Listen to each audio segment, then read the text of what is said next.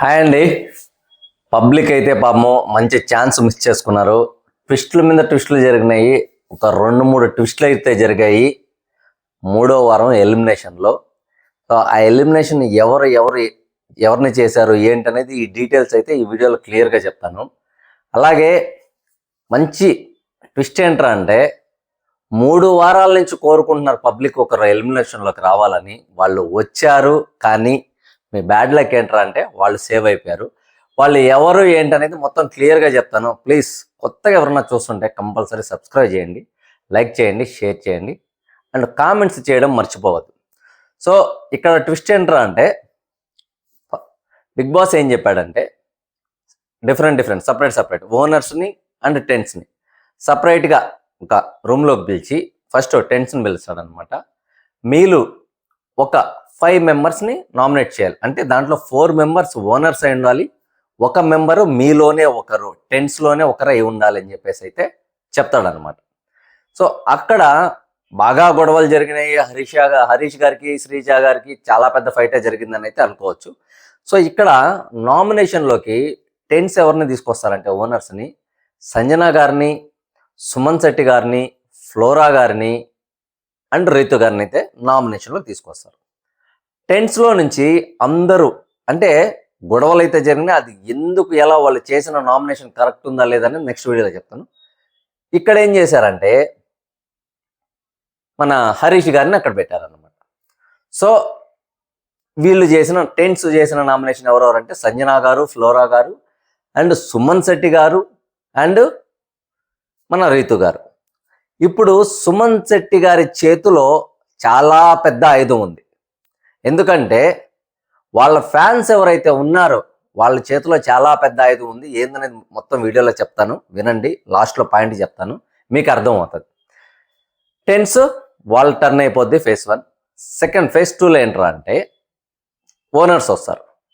వాళ్ళకి big boss ఒక chance ఇస్తాడనమాట. ఏమని, మీ నల్లగర్లో ఓనర్స్ నల్లగర్లో ఎవరైతే నామినేషన్లోకి వచ్చారో ఆ నామినేషన్లో ఇద్దరిని తీసేసి ఒకరితో స్వైప్ చేయొచ్చు అని చెప్తారనమాట.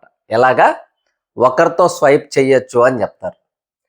సో వాళ్ళు ఏం చేస్తారంటే సంజన గారిని, సుమన్ శెట్టి గారిని రాము రాథోడ్తో స్వైప్ చేస్తారు. రాము రాథోడ్ నామినేషన్లోకి వచ్చాడనమాట. ఇక్కడ నామినేషన్లో ఎవరెవరు ఉన్నట్టు ఓనర్స్లో రీతు, ఫ్లోరా షైని అండ్ రాము రాథోడ్.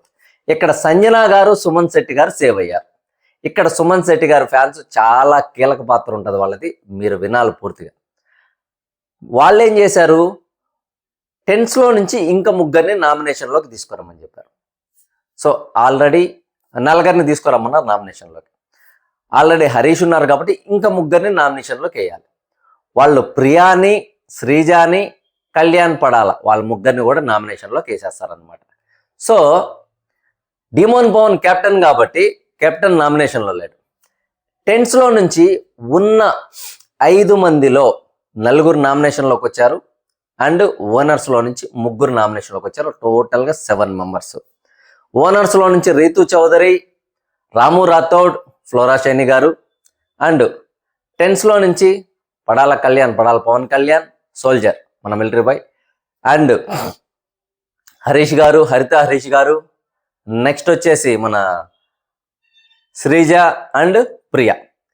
ఇక్కడ ఒక ట్విస్ట్ ఏం జరిగిందిరా అంటే డిమోన్ పవన్కి బిగ్ బాస్ ఒక పవర్ ఇస్తాడు, టెన్స్లో ఎవరినైనా ఒకరిని మీరు సేవ్ చేయొచ్చు అని.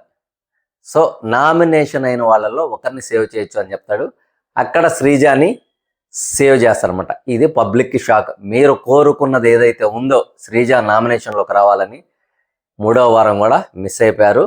సో ఇక్కడ ఏంట్రా అంటే బిగ్ బాస్కి బాగా తెలుసు శ్రీజ నామినేషన్లోకి వస్తే మ్యాక్సిమం శ్రీజాని పంపించేస్తారు అని. ఎందుకంటే శ్రీజ మీద అంత నెగిటివిటీ ఉంది బయట. సో ఈ వీక్ అన్నా తను, ఎందుకంటే ఓనర్ నుంచి టెన్స్లోకి వచ్చింది కాబట్టి ఇప్పుడేమన్నా కొద్దిగా చేంజ్ చేసుకుంటే తనకి ఏమన్నా మారే అవకాశం ఎక్కువ ఉంది, పాజిటివ్గా మారే అవకాశం. సో ఇలానే ఉంటే మటుకు చాలా నెగిటివ్ అవుతుంది. అలాగా శ్రీజ నామినేషన్లో నుంచి ఎస్కేప్ అయితే అయింది, మన demon Pawan కాపాడాడమని.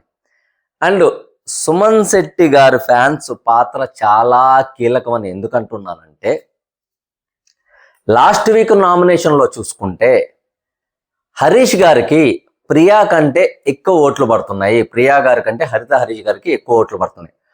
Of course Padala కళ్యాణ్కి, పవన్ కళ్యాణ్కి బాగానే ఓట్ బ్యాంక్ ఉంది, బాగానే ఫ్యాన్స్ ఉన్నారు, బాగానే ఓటేస్తున్నారు.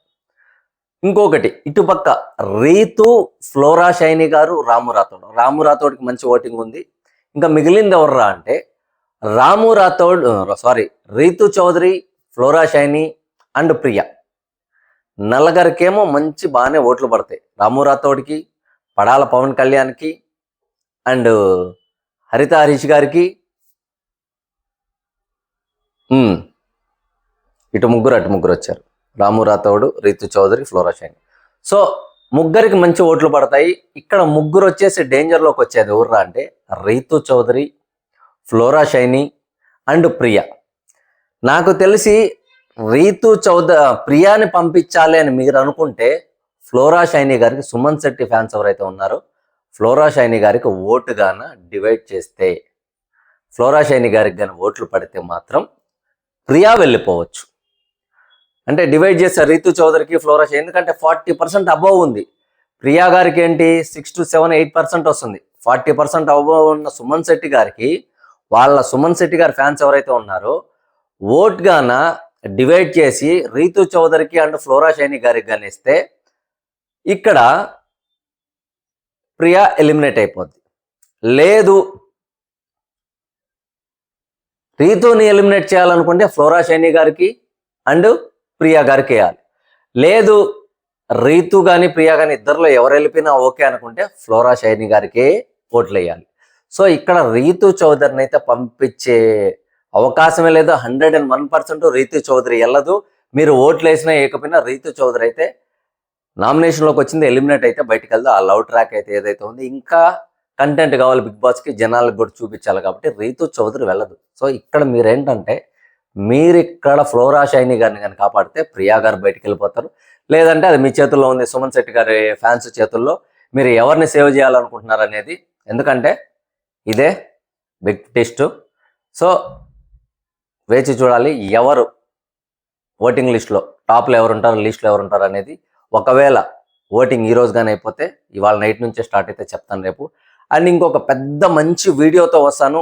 ఒక 11 మందిని అయితే అప్రోచ్ అయ్యారు బిగ్ బాస్ టీము.